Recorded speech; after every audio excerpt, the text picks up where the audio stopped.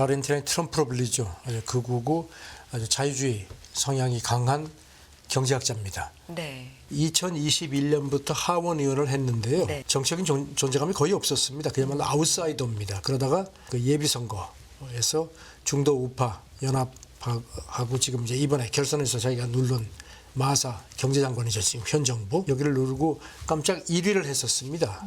네. 전에도 말씀드렸지만 공식 통화를 아르헨티나 페소에서 페소를 달러로 대체하겠다. 그다음에 중앙은행도 없애겠다고 했고요. 장기 매매도 허용하겠다. 아주 과격한 공약을 내세웠습니다. 그러면서 지금 아르헨티나가 가라앉고 있는데 새 판을 짜야지만 살 수 있다. 이렇게 강조를 한 게 좀 먹혔다는 분석입니다. 네. 네, 선재규 선임 기자 나와 계십니다. 어서 오세요. 안녕하세요. 네, 아르헨티나 대선 얘기로 시작을 좀 해보겠습니다. 아르헨티나 트럼프로 불리는 인물이 있네요. 네, 네. 극우 아주 괴짜로 그렇게 분류가 되는데 하비에르 밀레이라는 밀레이 후보가 당선이 됐습니다. 네. 지난 8월에 그 예선 때는 2위가 됐었는데 결선에서 그 뒤집었습니다. 역전 드라마를 연출을 했습니다. 아르헨티나의 트럼프로 불리죠. 아주 극우고 아주 자유주의 성향이 강한 경제학자입니다. 네. 트럼프가 아주 반색을 합니다. 자기 소유 그 소셜 미디어 트루 소셜 계정에 세계가 지켜보고 있다. 그러면서 당선을 매우 자랑스럽다고 했습니다. 그러면서 귀하가 진정으로 아르헨티나를 또다시 위대하게 그러니까 마가 이게 이제 Make America Great Again인데 이거를 Make Argentina Great Again 이렇게 또 비유를 해서 지적을 했습니다. 네. 브라질의 룰라 여기는 이제 중남미 좌파 대부로 분류가 되는데 X 계정에 글을 올렸는데 좀 씁쓸한 그런 모습입니다. 아르헨티나 새 정권의 행운과 성공을 기원한다. 그러면서 브라질이 아르헨티나 형제들하고 늘 함께 해왔다고 그렇게 했습니다. 반면에 그 콜롬비아 좌파 대통령 구스타보 페트로 이 사람은 X 계정에 아주 그냥 노골적으로 반감을 드러냈습니다. 오늘이 중남미의 매우 슬픈 날이다. 이렇게 얘기를 했습니다. 이런 가운데 이제 밀레이 정부의 그 외무장관이 될 가능성이 높은 인사가 어제 브릭스에 가입하지 않겠다 이렇게 말한 걸로 또 그 보도가 됐습니다. 네. 아르헨티나 대선에서 당선이 된 밀레이 후보 그러면 어떤 인물인지 좀 자세히 좀 알려주시겠어요? 사실 그 2021년부터 하원 의원을 했는데요. 네. 정치적인 존재감이 거의 없었습니다. 그야말로 아웃사이더입니다. 그러다가 지난 8월 그 예비선거에서 중도 우파 연합하고 지금 이제 이번에 결선에서 자기가 누른 마사 경제장관이죠. 지금 현 정부 여기를 누르고 깜짝 1위를 했었습니다. 네, 그래서 그리고 이제 결선행위 좌절된 이제 3위 후보가 이 밀레이를 지지를 한 것도 이번에 이제 결선에서 이제 당선이 된 뒷심이 됐다는 분석도 있고요. 네. 선거 캠페인하면서 내내 자신은 자유주의자라고 강조를 했고요. 네. 그러면서 이제 지난 몇십 년 동안 그 아르헨티나 현재 정치사의 그 이제 큰 그 어떤 이념인 페론주의, 이거 후안 도밍고 페론 전 대통령을 계승한 거고요. 그 다음에 이제 중도 우파 마크리시모 이건 이제 마크리 전 대통령 네. 계승한 정치 운동인데 이 두 가지를 모두 심판하겠다고 강조를 해왔습니다. 전에도 말씀드렸지만 공식 통화를 아르헨티나 페소에서 지금 아르헨티나는 뭐 인플레가 140%가 네네. 넘는데요. 그래서 페소를 달러로 대체하겠다. 그다음에 중앙은행도 없애겠다고 했고요. 장기 매매도 허용하겠다. 아주 과격한 공약을 내세웠습니다. 그러면서 지금 아르헨티나가 가라앉고 있는데 새 판을 짜야지만 살 수 있다. 이렇게 강조를 한 게 좀 먹혔다는 분석입니다. 네. 또 어떤 공약, 계획들을 얘기를 했었나요? 지금 아르헨티나 그러니까 작은 정부를 지향을 합니다. 네. 현재 정부 부처가 18개인데 많게는 8개로 줄이겠다. 뭐 이렇게 또 얘기를 했고요. 그래서 지금 이제 아주 트럼프하고 흡사하다. 그래서 이제 아르헨티나 트럼프라고 부른다는 점도 이제 지적이 됐고요. 네. 그리고 또 룰라한테 그 밀려난 그 브라질의 보우소나루 전 대통령 이 사람도 이제 극우 인사인데 거기하고도 이미지가 흡사하다는 그 지적입니다. 네. 외교 부분에서는 어떨까요? 당선되고 나서 뭐 즉각 중국, 브라질하고 거리를 두겠다. 그리고 미국과는 외교를 강화하겠다고 했습니다. 미국으로서는 뭐 반가운 얘기죠. 그 러닝메이트가 빅토리아 비아루엘이라는 사람인데 이 사람도 좀 뭐 여러 가지 지적이 많습니다. 그 이른바 더러운 전쟁, 그 1976년부터 83년까지 그 군부 독재 시절 얘기를 하면서 그 시기를 좀 재평가하겠다. 또 이런 그 말을 해가지고 논란을 빚었던 인물인데 블룸버그 통신이 오늘 새벽에요. 아르헨티나가 미지의 세계로 진입했다. 이런 얘기를 하는데 지금 전반적으로 오늘 새벽에 들어온 걸 보니까요. 좀 그 경제 전망을 상당히 어둡게 봅니다. 네. 그 당선자 스스로도 라디오 회견에서 인플레를 진정시키는데 최장 2년이 걸릴 수 있다. 이게 좀 참아달라는 그런 얘기를 했습니다. 네. 그런데 지금 국제금융기구 쪽 분석을 보면요. 아르헨티나가 세 자릿수 인플레에서 벗어나는 게 쉽지가 않다는 겁니다. 그래서 내년에 심각한 침체에 빠질 수 있다는 진단을 했는데요. 올해 그 2.4% 정도 경제가 위축되고 내년에도 한 1.3% 감소가 불가피할 걸로 그렇게 아예 그 국제금융기구가 전망을 했습니다. 연평균 인플레이션이 140%대니까요. 네. 굉장히 지금 좀 힘든 경제 상황인데 아르헨티나 대선 결선에서 당선인이 밀레이로 확정이 됐다는 소식. 자, 그리고 어떤 인물인지도 살펴봤습니다. 미국 대선 얘기를 좀 해보겠습니다. 바이든 대통령이 주요 여론조사에서 모두 트럼프 전 대통령한테 밀리고 있나요? CNN이 그 쭉 집계를 했는데요. 네. 그 자기네 CNN하고 CBS, 그다음에 폭스뉴스 그리고 퀴니피엑대 같은 최근에 그 5개 주요 여론조사 결과를 이제 전했는데요.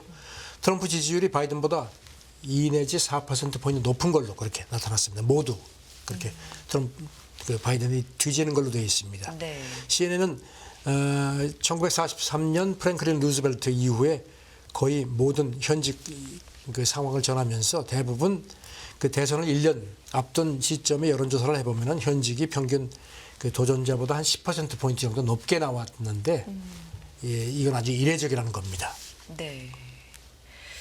이유가 또 분석이 됐을까요? 뭐 여러 가지가 네. 있는데 그 민주당 내부에서도 어떤 그 바이든에 대한 어떤 우려가 있다는 점도 지적을 했습니다. 지금 아시다시피 하마스하고 전쟁하는 게 이스라엘을 지지하는 그 바이든에 대해서 그 민주당 그 주요 지지층이 이제 진보 세력인데 상당히 비판한다는 겁니다. 그래서 이제 최근 여론조사도 보면은 이스라엘 그 군사 행동을 그 뒷받침 지지하는 그런 데 대한 그 반감이 많다는 겁니다. 네. 지금 이렇게 되면 이제 진보 성향 유권자가 큰 텃밭인데 이게 흔들린다는 겁니다. 그리고 또 지금 상황을 보면은 이념도 그렇지만 그 바이든의 경제 정책하고 특히 나이가 트럼프의 뒤지는 주요 원인이라는 분석이 거듭 나왔습니다. 그저께로 81살이 됐습니다. 트럼프도 사실 나이가 적지 않습니다. 77살인데 어떤 이런 고령으로 인한 대통령직 수행 거부감 같은 거는 트럼프보다 바이든이 훨씬 더 많다는 겁니다. 네. 트럼프 전 대통령이 77세, 네. 바이든 대통령이 이제 81세가 됐습니다. 81세. 네. 4살 정도 차이가 나는군요. 자, 그런 가운데 토요일에 루이지애나주 주요 선출직 선거가 있었나 봅니다.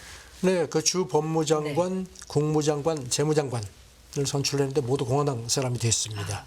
지난달 같은 경우는 그 신임 주지사가 공화당 사람이 됐고요. 네. 부지사, 농림장관도 공화당이 그 선출됐습니다. 이렇게 되니까 이제 2015년 이후에 이 지역, 원래 이 지역이 좀 보수 지역이긴 한데 훨씬 더 공화당세가 강해졌다는 겁니다. 2015년 이후에 처음으로 주요 선출직을 모두 공화당이 장악을 했고 지금 뭐 주 상하원 역시 공화당이 다수당입니다. 이번 토요일에 당선된 그 장관 세 사람도 모두 트럼프가 지지를 한 인물들이라고 되어 있습니다. 네. 오늘 조금 전에 들어온 걸 보니까요, 바이든 대통령이 스위프트를 또 다른 그 팝 가수로 착각을 했다는 보도가 또 나왔습니다. 테일러 스위프트요. 네. 그렇군요. 지금 뭐 세계 곳곳에서 이 선거, 특히 대선 얘기가 좀 많은데 대만 얘기 좀 해주시겠어요? 대만이 내년 네. 1월 13일이 이제 총통 선거인데 지금 집권 민진당 여기는 이제 중국하고 이제 척져 있죠. 라이칭도 총통 후보가 러닝메이트를 확정을 했습니다. 그 샤오메이친이라는 주미 타이베이 경제문화 대표 이게 사실상이 주미 대사입니다. 지명을 했습니다. 네. 지금 이 샤오 메이친 이 사람은 지난 4월에 이미 나는 독립을 지지한다 이렇게 선언을 했기 때문에 지금 중국이 굉장히 경계해온 인물입니다. 이렇게 되니까 이제 친미 성향이 강한 이제 그 조합이 된 거죠. 라이칭더 샤오 메이친 이렇게 되니까 이제 미중 세력전 형태가 더욱더 붉어졌다는 그런 분석이고요. 네. 야당 후보 단일화 방침이 합의된 뒤에 뭐 후보는 지난 15일에 네. 야당 이제 지금 야당 같은 경우는 네. 세 사람이 나와 있죠. 국민당의 허우유이, 그다음에 민중당의 커원저, 그다음에 이제 그 무소속 고타이밍 이 사람은 이제 거기 그 폭스콘 회장인데 이제 정계에 나왔죠. 그래서 이제 세 사람인데 이렇게 되면은 이제 갈라지니까 이제 질 수밖에 없는 상황. 지금 보면 이제 라이칭도가 가장 선두거든요. 네. 그래서 지금 그 관측은 야당이 이제 단일화 움직임을 그동안에 보이고 있습니다. 그래서 지금 이제 야당 쪽에서는 그 친중인 그 국민당 허우요이가总统 후보가 될 가능성이 가장 유력한데 그렇게 돼도 지금 이제 나머지 두 사람이 또 나오면은 표가 갈라지니까 그렇죠. 지금 중국이 은근히 바라는 거는 민중당 이제 세 번째 그 커원저하고 허우요이가 이게 단일 후보가 되기를 원하는 것 같습니다. 네. 그래서 그런지 지금 계속 그 군사 시위를 계속 합니다. 지금 야당 단일화 그 데드라인은 오늘 24일입니다. 네. 그때까지 이제 단일화가 되어야 되는데 지금 현재는 허우요이하고 그 민중당 커원저 간에 아주 치열한 그 기싸움이 이어지고 있습니다. 중국 얘기 잠깐 해주셨는데 군사적으로 압박을 계속 좀 하나 봅니다. 예, 대만 네. 국방부에 따르면 어제까지 이틀 동안 대만 주변 그 공해역에서 또 중국 군용기, 뭐 군함들이 계속 나타나서 시위를 했습니다. 네. 이렇게 되니까 이제 이달 들어서만 중국 군용기하고 군함이 뭐 군용기가 한 230대, 군함이 한 115척 정도가 계속 이제 중간선을 넘어오고 뭐 이런 식으로 해서 압박을 가하는데 이제 이런 그 어떤 이제 압박을 함으로써 좀 대만 내에 어떤 약간 불안감 같은 걸 조성을 해서 그 친중 후보 쪽에 조금 더 여론이 가도록 하려는 네. 그런 계산인 것 같다는 겁니다. 네네. 외신 쪽에서는 뭐 어떻게 지금 평가하고 관전하고 있나요? 외신은 네. 지금 보면은 글쎄요 지금 이제 그러니까 야당 후보 단일화가 가장 큰 변수 같습니다. 야당 후보가 단일화가 되면은 그 대만 내 그 여론조사도 그렇고 외신 분석도 그렇게 되면은 그 민중당 그 집권 민중당 그 라이칭더 후보가 밀릴 수 있다는 겁니다. 그래서 지금 중국이 막판에 계속 압박을 하는 것도 그런 야당 단일화를 좀 더 밀어붙이기 위한 그런 계산인 것 같다는 분석입니다. 어쨌든 24일까지는 후보가 확정돼야 되네요. 그게 이제 변수입니다. 네. 다음 얘기를 해봅니다.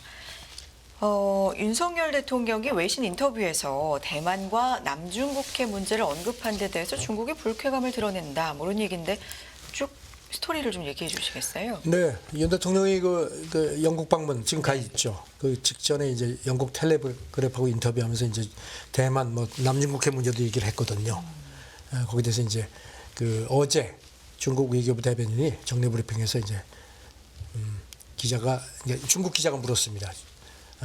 이런 그 인터뷰에 대한 중국 정부 입장은 어떠냐? 그러니까 중국은 책임 있는 대국이다. 그래서 어떤 건설적인 역할을 한다는 점을 강조하고 싶다 하면서 우리가 무엇을 하든 하지 않든 다른 사람이 이래라 저래라 해서는 안 된다. 이렇게 이 대만 문제가 나면 중국은 항상 그렇죠. 참견하지 대만 문제는 뭐 마라 항상 라는 이건 우리 쪽으로. 내정이다. 간섭하지 마라. 그렇게 뭐 남중국해하고 관련해서도 뭐 중국이 아세안 국가들하고 함께 처리할 능력과 자신감 및 지혜가 있다. 네. 그러면서 한국은 남중국해 당사자가 아니니까 참견할 필요가 없다. 이렇게 쏴붙였습니다. 네. 그렇군요. 그리고 좀 이번에 그 샌프란시스코 A4 네. 정상회담 때 네네. 미중 일중 중일 정상회담 열렸죠. 근데 이제 우리는 그 공식 정상회담이 공개적으로 열리지 않았는데 한중 정상회담이 그렇죠. 없던 거죠. 한중 정상회담은 없었죠. 네. 여기 대해서 이제 그 중국 외교부 대변인이 어제 연합뉴스 기자가 물었습니다. 한중 정상회담이 열리지 않은 배경이 뭐냐? 그랬더니 다자 회의에서 정상들이 양자 회동하는 게 일반적이지만 형식은 다양하다. 그러면서 시 주석하고 윤 대통령이 짧게 회동했다. 이런 점을 강조를 했습니다. 약 한 3분 정도 만났죠. 그리고 또 이 중국 중국 외교부 대변인이 여기다 덧붙이기를 오는 21일 전후해서 그 한중일 외교장관 회의가 개최되는 점도 상기시켰습니다. 여기 대해서 이제 왕이 부장이 참석하느냐 이렇게 물어보니까 중국은 한중일 외교장관 회의에 긍정적 태도를 갖고 있다. 그래서 적절한 시기에 관련 소식을 발표하겠다. 이렇게만 답변을 했습니다. 네. 다음 얘기 해보겠습니다. 푸틴 대통령이 내일 인도 주최하는 G20 화상 정상회의에 참석한다라는 내용이 있네요. 그렇게 관측이 됐었는데 네. 크렘린궁 대변인이 어제 기자들한테 확인을 했습니다. 참석한다고 발표를 했습니다. 네. 대변인이 푸틴 대통령 연설이 준비되어 있다. 그러면서 현재의 어려운 지정학적 상황과 관련해서 이미 잘 알려진 러시아의 명확한 입장을 제시할 거다. 이렇게 설명을 했습니다. 지금 러시아 국영방송 기자도 서방 지도자들하고 푸틴 대통령이 오랜만에 같은 행사에 참여한다. 뭐 이렇게 또 지적을 했습니다. 화상이니까 그래도 가능한. 그렇죠. 이라니까요. 지금 보면은 네. 작년 11월 인도네시아 발리 그 G20 그리고 지난 9월에 뉴델리에서도 G20 그 정상회의가 열렸는데 그때 모두 그 참석하지 않고 라브로프 외무장관이 대신 왔죠. 네. 그리고 또 지난 8월 남아공 브릭스 정상회의 때는 푸틴이 화상으로 참석을 했습니다. 아시다시피 지금 그 국제형사재판소 체포영장 발부되어 있기 때문에 지금 해외 여행을 좀 자제를 하는 입장이죠. 여기서는 어떤 현안들이 이번 그 다뤄질까요? G20 화상회의는 네. 그 지난 그 뉴델리 9월 그 뉴델리 정상회의 주요 결과를 검토하고 그다음에 우크라이나 중동전 이것도 다룰 예정인 걸로 그렇게 전해졌습니다. 네. 오랜만에 서방 정상과 푸틴 대통령이 뭐 화상이지만 어쨌든 접촉을 한다라는 네. 내용이고요. 다음 얘기, 기후위기 책임도 양극화다. 기후위기 오랜만에 해볼 텐데 양극화 얘기가 있습니다. 그 국제구호기구 옥스팜이 어제 보고서를 공개했습니다. 네. 여기 보면은 글로벌 소득 상위 1% 그야말로 초갑부들이 전 세계 탄소 배출의 약 16%를 차지한다. 이게 이제 2019년 기준입니다. 상위 1% 소득자가 한 7,700만 명 정도, 하위 66%, 이게 이제 한 50억 명인데 거의 같은 양의 탄소를 배출한다는 겁니다. 이거를 이제 대상을 소득 상위 10%로 넓게 되면요, 이 사람들이 배출하는 탄소가 전 세계 배출량의 절반 정도가 그러니까 부자들이 거의 낭비를 많이 한다는 얘기입니다.